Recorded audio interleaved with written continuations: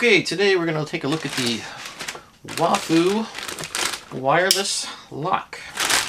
I got it from Amazon, but it came from China. This is the first exposure to US air here. It came on DHL. It came actually really fast. It came within like 4 days from China. And I thought it would be, sometimes China packages are nicely gift wrapped, but this is very, very plain. Came in the DHL bag. And there it is. Very, let's see if there's a box in a box. Working around the tripod here. It's a little awkward. Oh, there we go. So it's a nice box. It's a protected box. Plastic sealed. Simple. Monochrome. Simple sketchy drawings. This is the WF-008. This is a slightly older model, I assume. It's a little cheaper than the 010, the 010, and that one has a different antenna, different touch sensors on the lock itself. So let's open this up.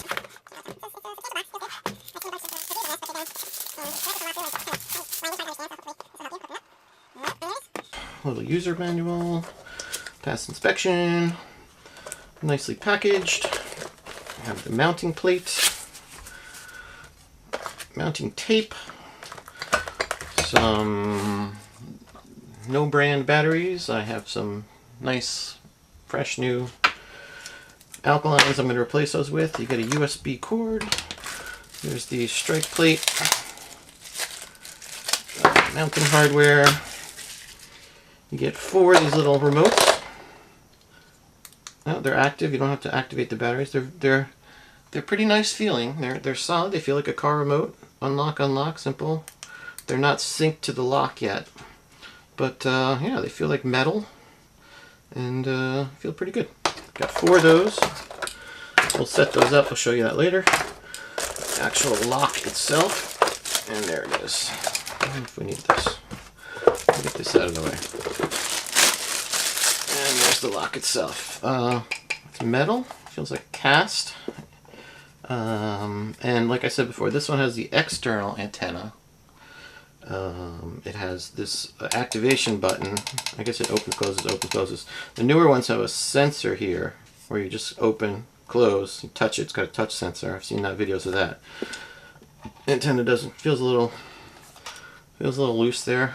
Not the greatest. Okay, let's see. Let's open her up. Put some batteries in. Some mounting. This is the actual lock itself. You can actually, when it opens, you can actually physically push it like there. Open it, and then right here, there's a little emergency opening button. I'm trying to figure that out. Instructions are a little awkward that I've read. It doesn't. I don't know if it's you turn it or just push it like a reset button. But you actually drill a hole in the door where this button is. Sorry, drill a hole where the button is, and then you can actually activate it from the other side of the door. You have to have a hole in the door or know where that is. I don't know what I'm going to do with that yet. We'll see. Okay, so let's put some fresh batteries in. I got the nice fresh alkalines. I don't know if anything's going to happen. Oh, got a little activation light.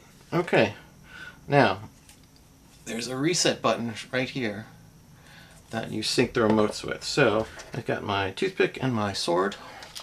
So let's do this. You're supposed to press it, hold it for about 2 seconds. 2 seconds, little tone.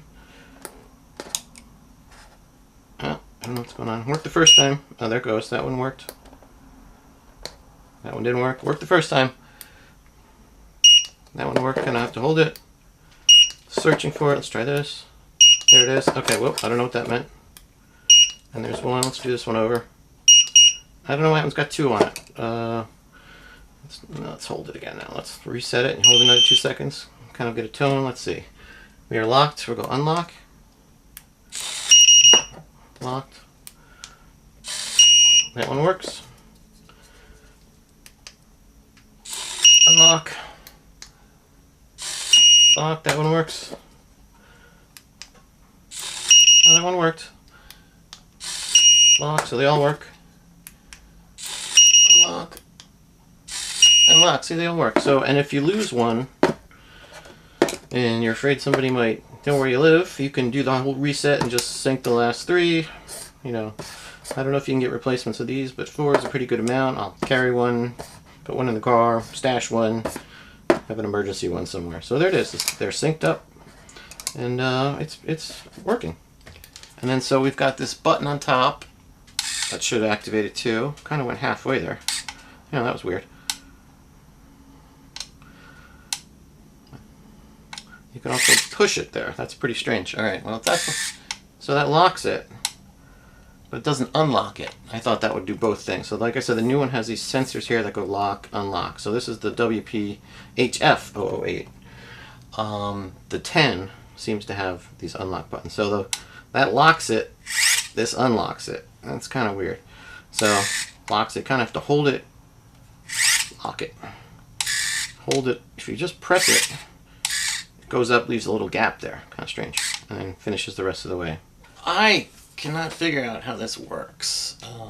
There's some bad English translation on the website.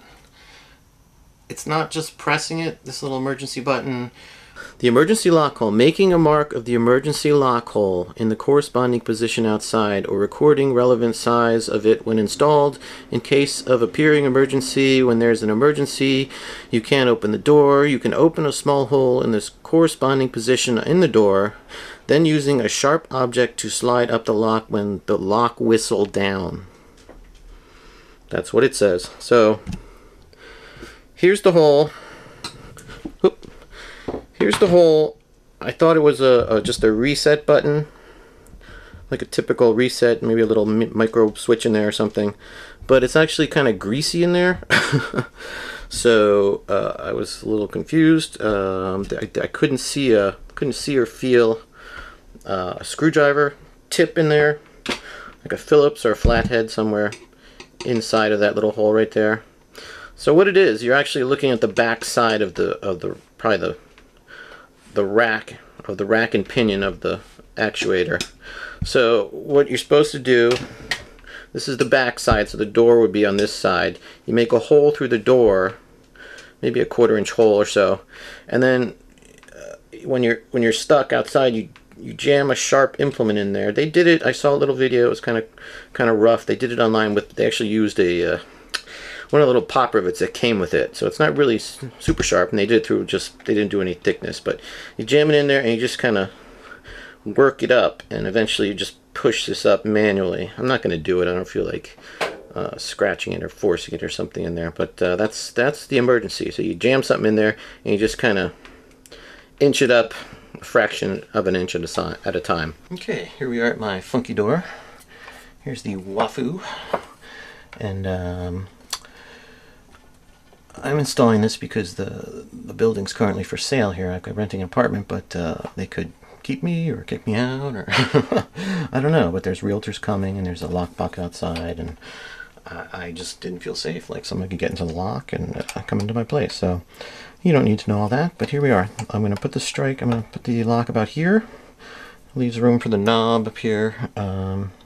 This is nice because when I leave, I'll just patch the holes and cover it up, and I don't have to cut a mortise or anything for the lock. So I'm going to go about there. I just made a little tick mark. I might use a level just to give myself a straight line, but I'm just going to eye it up. Let's see. We'll put a level.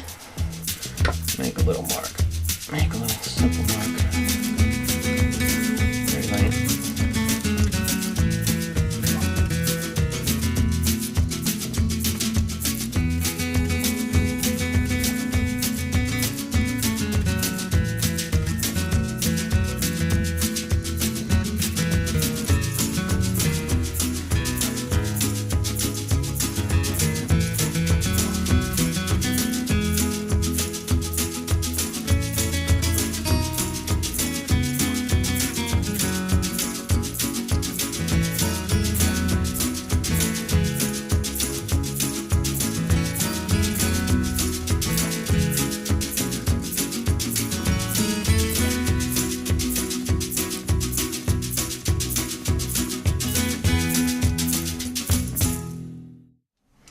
Okay, I want you to learn from my pain, because leave these little spacers in, as long as you possibly can, because once you install the lock and the mounting bracket, these aren't perfectly aligned, so when you squeeze them down, it shifts things around. So you want to locate it tight with the spacers in, and that way you need that clearance. Otherwise, you know, it interferes there. So there it is. It's all installed. I got my remote. Let's see. It's open. We'll lock it. It's loud. I don't know if you can hear from the outside. I haven't tried it yet, but there it is. So to unlock it, you could unlock it. About a second delay. Lock it. It's locked, or you can manually lock it here, unlock it here, which is kind of funky. You're pushing on the gears there, so I don't want to do that too much. But then you can lock it here too, this bottom button. You kind of either, if you press it once, it doesn't go all the way. It kind of goes about 3/4 of the way, and then it's, oh well, that went. But if you don't, if you press it quickly, kind of not fully. So a full push, maybe a full, like a hold push, and it goes through. But like I said, this is the 008 model. The new one has, I saw it a video that has a touch things here. This was, you know, $30 cheaper. We'll see how it works. See if I lock myself out. But other than that, I'm pretty happy with it. The only thing, one thing I don't like is this is very loose. So I'm afraid you slam the door hard, this goes flying off, the batteries come out, then you're screwed. So I might put a piece of tape there or something just to keep it from flying off. It's there, but it's, you know, not the greatest, but I'll put a couple pieces of tape just to hold it or something inside, but that's about it.